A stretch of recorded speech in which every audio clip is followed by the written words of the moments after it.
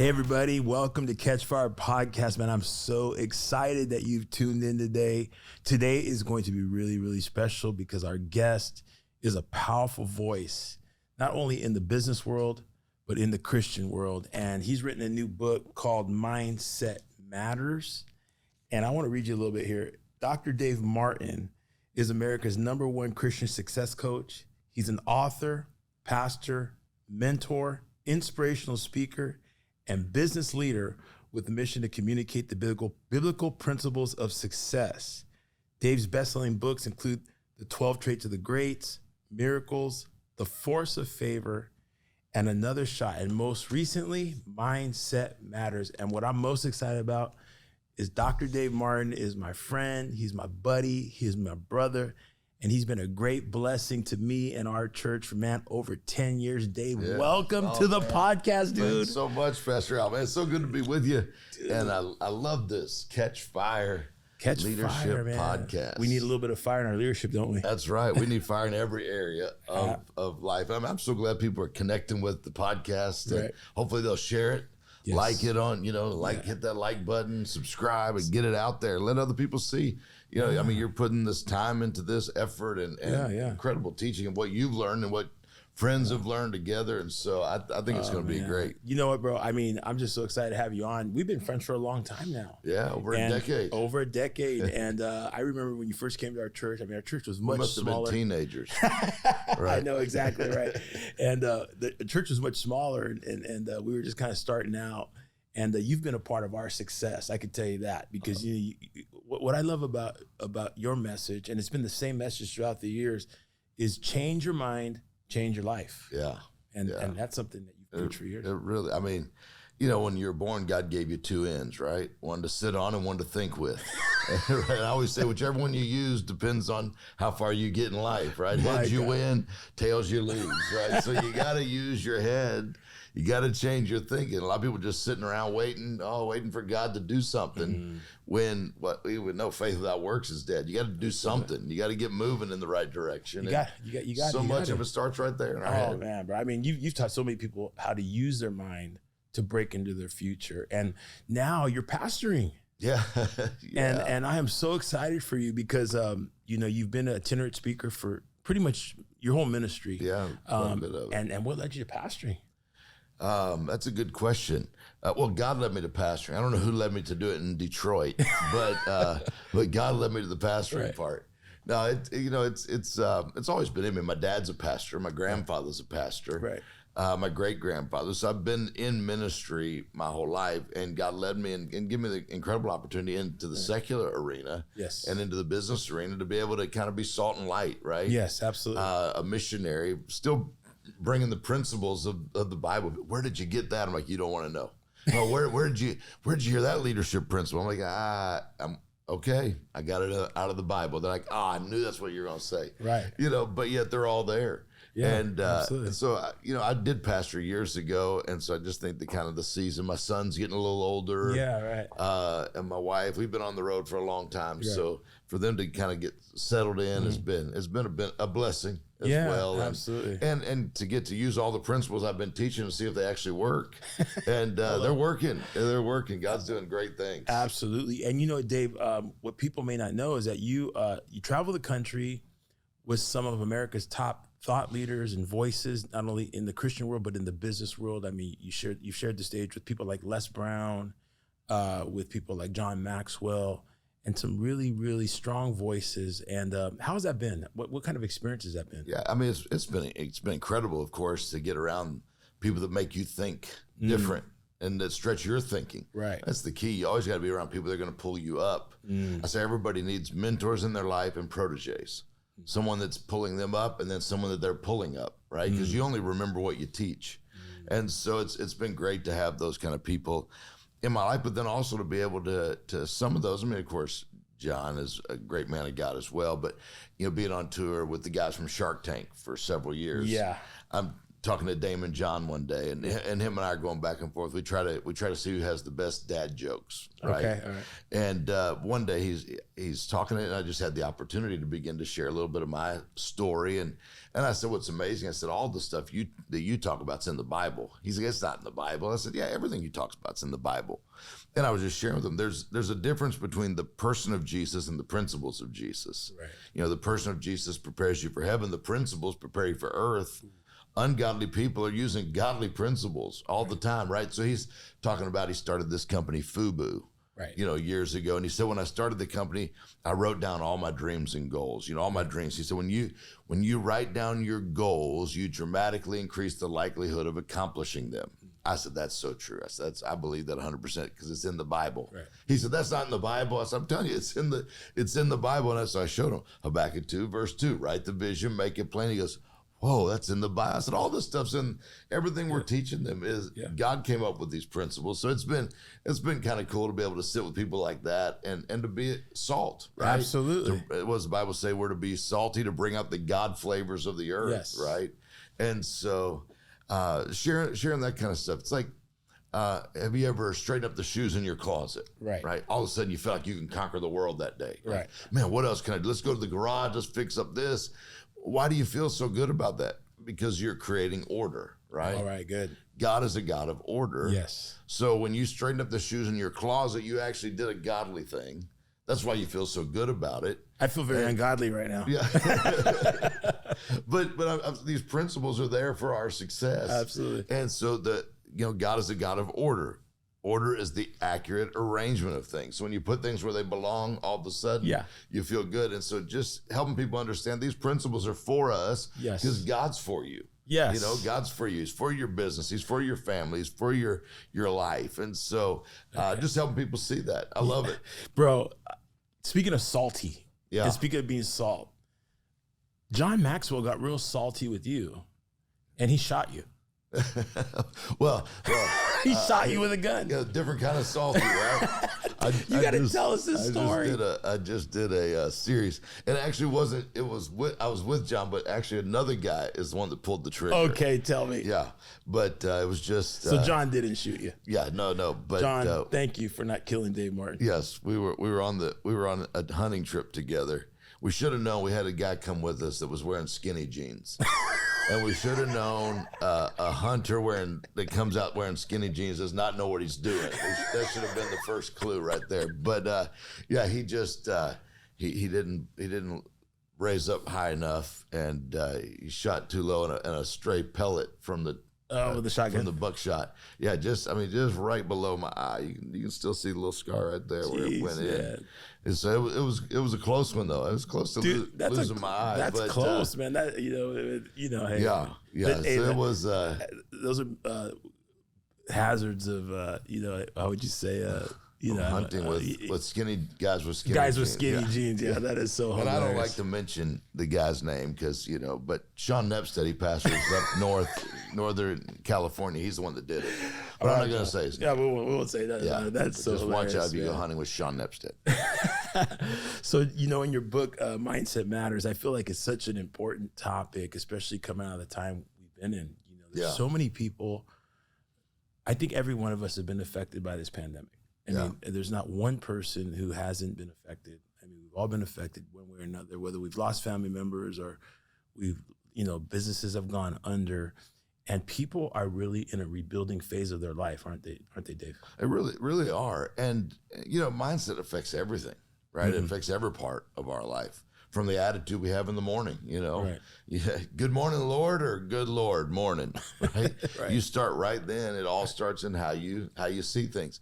I kind of look at your mind as a factory, right? Mm-hmm. Your mind is producing thoughts, thousands of thoughts every single day. Inside of your mind factory, if you've been in any factory, they're foremen that work in the factory, right? I'm in Detroit, so we got a lot of factories with all the car industry. Right. So we have foremen that work in the factory. Well, in your mind factory, every morning, Mr. Victory, Mr. Defeat, right?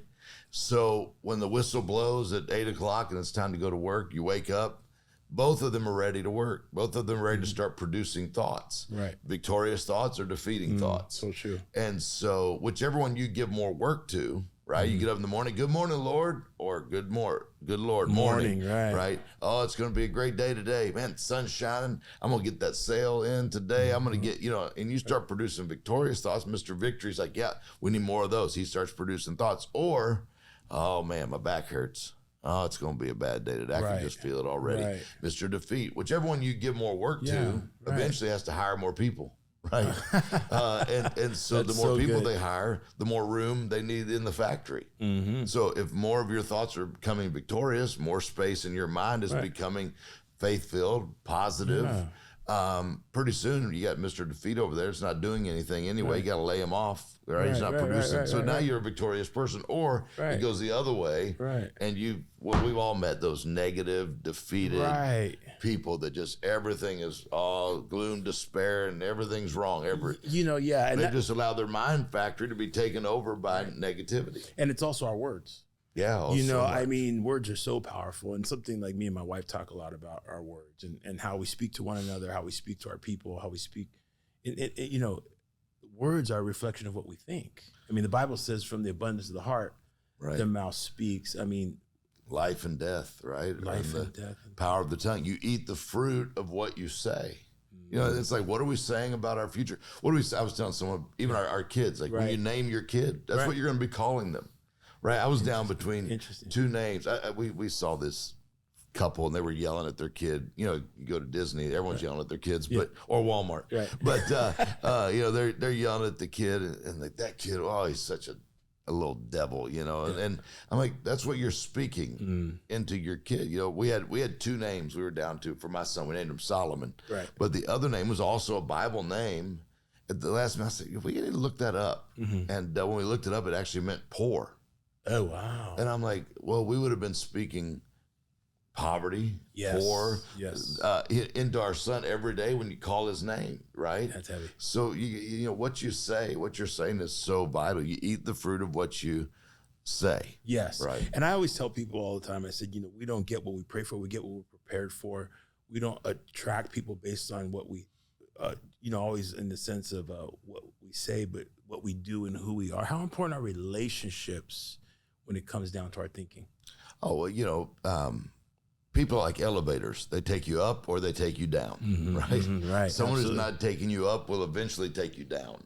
Yeah. So I'm so careful of who I'm going to be nice to everybody. Yes. But who I allow to have access to my life, who I allow to spend, who I'm going to spend time with, who's going to be speaking into my life is so vital and important. I mean, I've got family members, love them, hug them at Christmas time, don't want to hang out with them.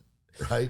They don't think like I think. And that negative mindset, we all know someone like that. Yes. Always finds what's wrong instead of what's right. They always find a problem for every solution. Yeah. And I have to work, honestly, I had to work hard I was born a pessimist, right? Right. Even my blood type is even B negative, so I got to work on it all the time.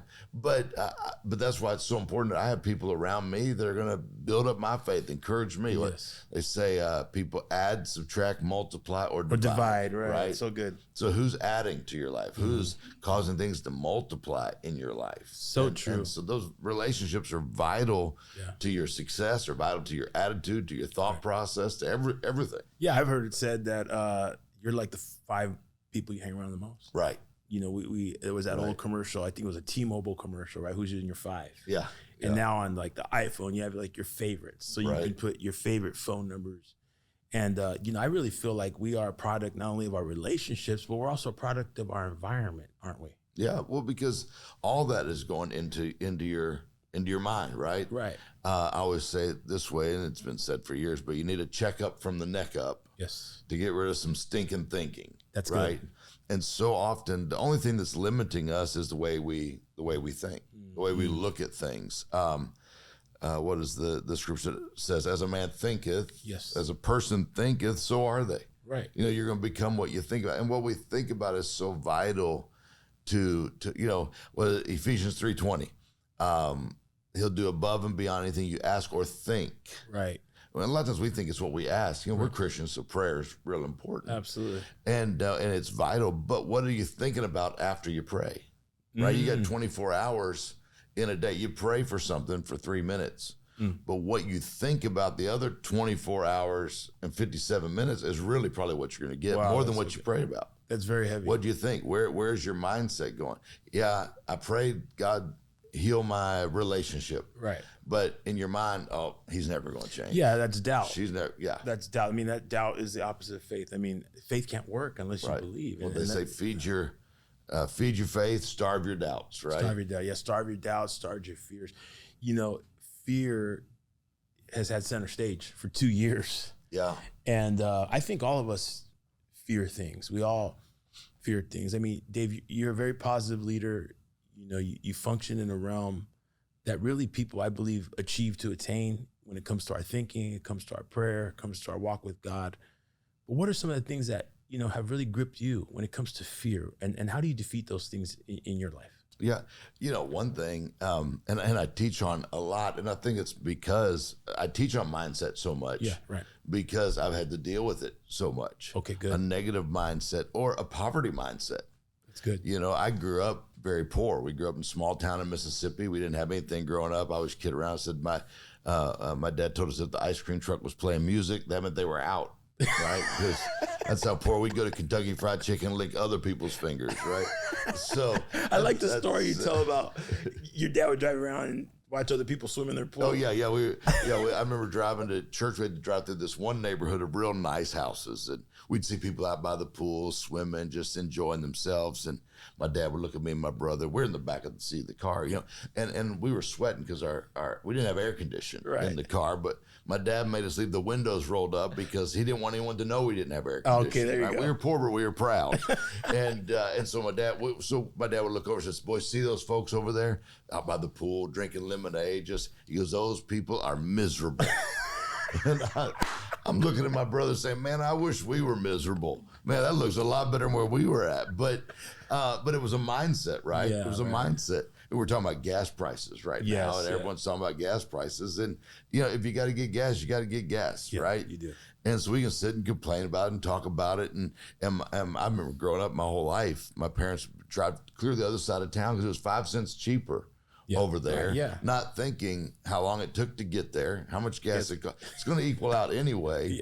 But a poverty mindset doesn't think about the value of time. How valuable is my time to even do that? That is so true. You know, what you just said there is what I kind of like, it's changed my life. Yeah. The importance of time. Time is all you got. The importance of energy management. All this is so important. It's more valuable than money. It's the only thing you can't get back. Right. You can get money back. You can get a relationship back. There's a lot of things in life you can get back, but you can't get back time. No. You can even get back health. Right. But you can't get back time. Well, it's like America has the dollar. Mexico has the peso. Japan has the yen. Right. England has the pound. Every country has a currency. That's how you operate with that currency. Even heaven has a currency, right? Right. The Bible says anything you need from heaven you receive by faith. So faith would be heaven's currency. Right. Well, earth has a currency, and earth's currency is time. Good Lord. Right? Anything I have today, I've traded my time for. Yes. Anything I don't have today, I've just been unwilling to trade my time for. Absolutely. But I didn't have friends when I was born. God gave me time. I traded my time with someone, and now we have a friendship, right? So good. God didn't give me money. God gave me time. I traded my time with someone. They gave me a paycheck. So all I have is time. So if I don't value my time, no one else is going to value my time. You ever had someone, hey, just wasting some time. Thought I'd come see what you're doing. Right?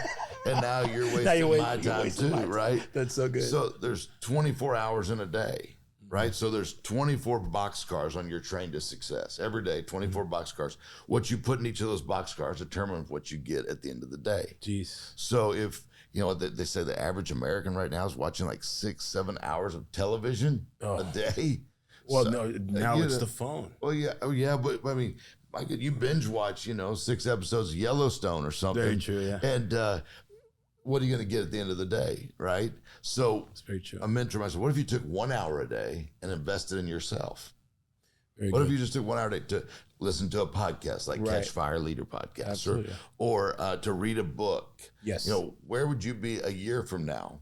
So if you good. took an hour, that's 365 hours. I would say that you could be an expert on pretty much any subject you wanted to be an expert on. If you took 1 hour a day and invest in yourself. My goodness. Shut the TV off. The news, you definitely, shut that off. I totally agree. And I think like, for me, like when I get up in the morning, I have a routine. I'll go 3 or 4 hours, I'll get ready in the morning. I'll have my coffee. I'll pray. I'll read my word and I'll read, and if I can get 3 or 4 hours in the morning, to me, that's using my time wisely, shutting the phone off, making sure that I have that time clear with God and also that time for myself. And I feel like there aren't enough people out there taking time for themselves, understanding that you are your greatest investment. Yeah. How can you take people to a place you've never been yourself? Yeah. And I just feel like this is so important. I think it does boil down to time. I think the way we use our time, who we spend our time with, so important, man. It's heavy. And not everyone has the ability to maybe take a couple hours in a morning, but take 10 minutes. Start with something, right? Right. Skip half your lunch and decide to read, or take your lunch to your car and put on a podcast, or you have to find. That the sounded time. really self-righteous that I said take 3 or 4 hours. I get up super early though. Very lucky to be. Yeah, lucky. Yeah. Well, but I work all day, so just so people know. I'm just saying, people have different routines. Absolutely. So maybe someone else could do 2 or 3 hours in the evening. Yeah, that's right. true. That's what I'm saying. But what you did say that's so important is that morning time. Yeah. The first voice I want to hear before I hear even my wife's voice. Right. She may have a sweet voice. Yes. Sometimes, no, I'm kidding. Or the Fox News anchors or CNN news anchors, whoever news anchors you listen to. Before any of that, I want to hear God's voice. Yes. What does He have to say today? Absolutely. And first thing we do, we wake up, we pick up that phone, right? Go to the bathroom, pick up the phone. And what if you did leave the phone sitting down for a minute, right? And said, you know what? First part of my morning, God, I want to hear your voice. Absolutely. And I'm not going to even look at that right now. So I think it's so important that you find those moments to invest in yourself. Absolutely. The greatest investment you'll ever make is the investment you make in yourself. That's right. Even time to rest, that's an investment. Yes. Most people, they go, especially entrepreneurs and people that are building. They just are one thing after another thing. And even God rests. Tired eyes rarely see a bright future, right? I say that all the time. And you gotta rest. I think you might have said, or somebody said something. How can you help everybody else? It's just the way it was phrased. I forgot how it was phrased. You don't help yourself. Helping everybody get somewhere, and there's a difference in people are like, well, that's so selfish. Self-care and selfishness are totally two different things. Right. It's hard for me to give out if I don't ever get anything in. Absolutely. Right. Absolutely. And when you're tired, and people go, they when you're tired, mountains seem higher. Right. Valleys seem deeper. Yeah. Right. You assess situations totally different. Absolutely. There's a very successful businessman I know who always said, he goes, I never make important decisions when I'm tired. That's right. Yes. Right. I think one of the ex-presidents used to say, I never make a decision after 3:00 in the afternoon. So good. Because I don't feel like I'm mentally at my best. Absolutely. I'm a morning person, so I'm the best in the morning. Yeah. I do my best probably before, like you said, before 3:00. Right around 3:00 mentally, I'm pretty drained for the day. Yeah. It's been pretty intense. There's a lot of heavy stuff that goes on in the middle of the day. Right around 3 or 4 o'clock, mentally I start unwinding. Yeah. I head home. I need a nap. I do too. That's when you feel like taking a nap. I like to start at 5 before anybody else gets up. Same with me, right? The thing is Rockefeller that said, he goes, I like to start at 5 in the morning. It puts me 3 hours ahead of my competition. That's right. It's very true. Get going, get started. And that's a big part. A lot of people are successful. They're working while others are sleeping. Yeah. They're praying while other people are playing. Yeah. I mean, it's so important. I think our listeners today, I think they have a lot to harvest out of this talk because it has a lot to do with the mind. It has a lot to do with how we use our time. It all goes back to how you use your time and where your mindset is to know how to invest. Right. And it's a different kind of mindset that understands the value of time. It's a different kind of mindset that understands where to invest those moments of the day. It's a kind of mindset that knows how to build the relationships that are going to move them forward instead of taking them backwards. So it all goes back to, again, how we look at things. Yeah. If you change the way you look at things, the things you're looking at begin to change. We got a new generation coming up in this world. They're like Gen Z. And they're like my children's age, just Solomon's age. I think they're called Gen Z. How do you see this generation? What are some things that they really need right now in order to be successful? Yeah. Work ethic. Yeah, no, that's for sure. But it's a different world, right? It is a different world, and I mean, you've got to think. I mean, my son's never known a day that didn't have an iPhone. Right. So when we say work ethic, they work different. That's work good. Different. Very good. They have access to things we never had access to. Absolutely, Pick up your phone, you have access to any information. We had to go find this library full of books to go pick out the encyclopedia that had. Now they just, hey, Google, what is, boom, it's done. Or Wikipedia, they got all this stuff. Yeah. So it's a different world. So learning to understand those differences, which can be incredible. A friend of mine, we were talking about earlier, Jonathan Brose, has 8 kids. Yeah. He's just developed a program called the Cell Phone Permit.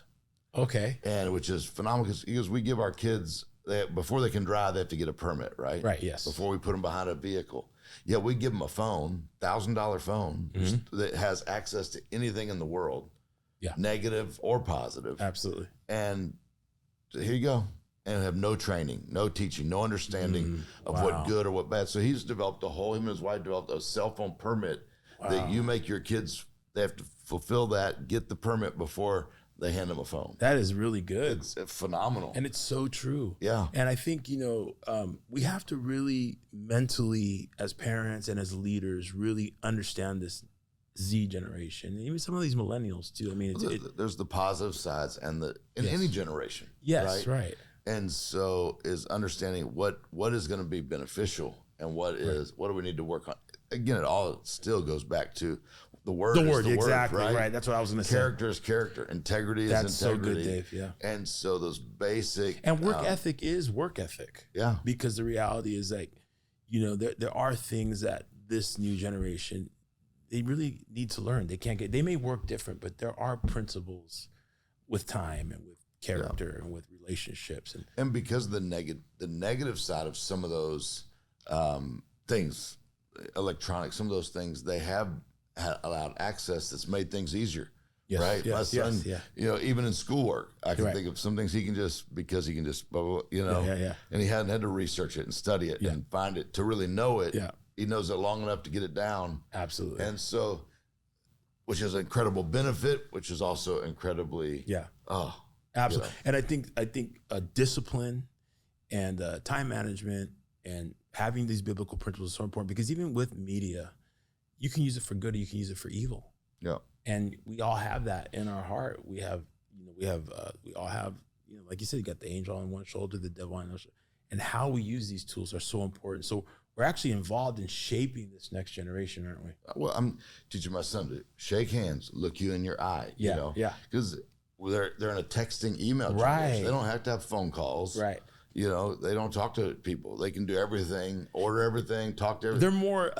They're more, which is incredible, right? But also doesn't have the ability to look someone in their eyes and have a conversation. I meet so many of them that are so personable online, and when you get in their presence, it's like they're so blank faced, stone faced. They don't know how to. I'm like, whoa, that's different, right? Yeah. I think. Do you see some of the same stuff? Yeah. Because they've never had to have that kind of open communication. So making sure that they're learning all that kind of stuff as well, I think is so. Let me ask you a question. I think this is a question that kind of sparked up in my mind, talking about mindset and relationships. With so much access to information, I still feel like there needs to be those up close relationships. And what are the benefits of having an up close and personal relationship versus just getting information from online? I just did a message on this at our church. We did a series on relationships called Victorious Secrets. I love that. And I got to steal your titles, man. They're I did a whole session on that, and talking to the millennials and young people in my church, most of them said that's what they're missing. They want that. They long for that. Right. We just set a thing up in our family where the phones go off at 9:00. Oh, that's great. Phones are off. No more electronics. No more PlayStation, Xbox, nothing. Right. My son was actually although he knew as a teenager he's supposed to act disappointed, but inside he's been telling everybody about this new rule we have, and he's loving that. Really good. Everyone's phones are off. We're just sitting talking. We're sitting watching the show. There's no electronics. He's actually drawn that, and I'm talking to him. They're like, we miss that. Yes. They're looking for that. So we started at our church, just encouraging people. When you everyone go to lunch with your small group, or when you go with your bunch of friends, everyone puts their phones face down in the center of the table. First one to pick it up has to pay for everybody. That's really good. So just stuff like that. Or, you can buy those little, what do you call it? A little, like a safe. Right. And everyone puts their phone, you can set a timer and it won't open for an hour. So everyone's phones are stuck in there for an hour. Right. So we're encouraging our hub groups, what we call hub groups, small groups, to try it. Absolutely. And force yourselves to, and I'm telling you, it's hard. I find it hard. Sure. There's so many times we're just having a conversation. I'm like, oh yeah, let me show you this picture. I mean, we talked for a few minutes before coming in here. And there was 3 or 4 times I'm like, and my phone's where my pictures are. Of course. But there was a time we would say, oh, it looks like this. And you would use your hands. You want to see my family? I pulled my wallet out and had a picture of them. Exactly, right. Now it's all in your phone. Everything's in your phone. Absolutely, man. So it's just a different world. And I love this generation. I think it's incredible the advantages they have. Yes. But it goes back to some of those basics that we make sure that they're understanding who they are in Christ. I think that's why that's why this podcast is important, because I watch a lot of YouTube. I'm on a lot of social media, as you are, but we need to bring in voices and people that are able to call back to times where relationships were built, relationships were so important in regards to our destiny. And I'll tell you, man, I really believe with all my heart that if God's called you a place, he's going to bring people into your life. And I feel like there's a generation out there that we've got to get better at choosing. Get better at choosing our relationships, right? What do you think? Yeah. I mean, again, it's just vital of who you surround yourself with. Like you said at the very beginning, the 5 people that you surround yourself with. Yeah, in no way are we against social media. Right. I mean, my God, it's the most incredible tool, YouTube, to evangelize the world. Absolutely, right. I mean, this podcast, people are going to hear this all over the world. Right. Someone just clicks that share button and it goes to thousands more people, 100 more people. They say the average American right now has 368 Facebook friends. Okay. Right? But you ask them how many personal close friends do they feel like they have? It's 2. Down from 6 10 years ago. So heavy. Down to 2. Down from 6. Down from 6 to 2. And 25% of people say they have no close personal friends. 300 Facebook friends. Right. But no close personal friends. So there's a term right now in psychology called deferred loneliness. Okay. So I need someone to make me feel better. I need some attention, some connection. Right. So what I do, grab my phone, take a selfie, post it, get some, and then I just wait for some likes. Yeah. Right. I wait for someone to go, oh, shirt looks great on you. Yeah. Dave, your hair looks awesome today. Yeah. And it looks great, Dave. Your hair looks great. Yeah. It releases those endorphins. Yes. Yeah. That dopamine. Yes. Right. And I start feeling good, but it's just deferring. My loneliness is still there. What I had heard is that even some of these social media companies were kind of creating these apps like slot machines. Like if you play a slot machine and you get the sound and you get the lights and it gets those endorphins and that dopamine moving in your body. So it's very interesting.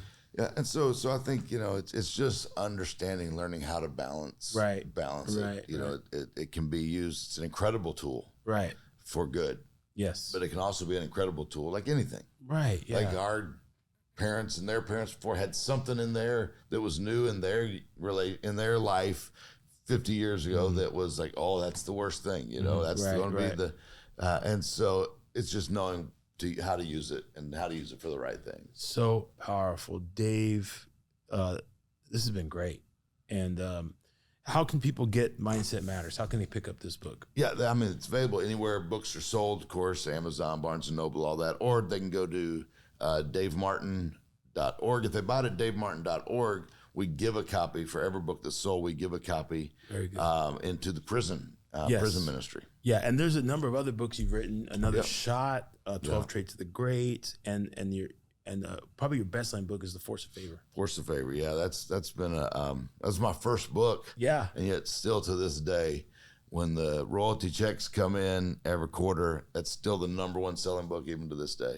Pretty amazing. But yeah, I'm real excited about the mindset book. I think it's going to help a lot of people. Yeah. Change the way they look at things. It's timely. Yeah. I think it's so timely, and we need it. So yeah. Well, guys, thanks for tuning in, Dave. Hey, bro. Thanks so much. Come on, man. That was pretty great. I made it. I made it to the Catch Fire Leadership Podcast. You're in San Diego, man. And I'm in San Diego. Come on, brother. And isn't this a great city? To heaven. How awesome is San Diego? It is next to heaven. It's like right there. It's like the last stop before you get on over. I always thank God he called me to San Diego and not to the desert. Not to Detroit. Hey guys, thanks for tuning in to Catch Fire. Be sure to subscribe and stay tuned. We got some great things ahead. All right. See you next time.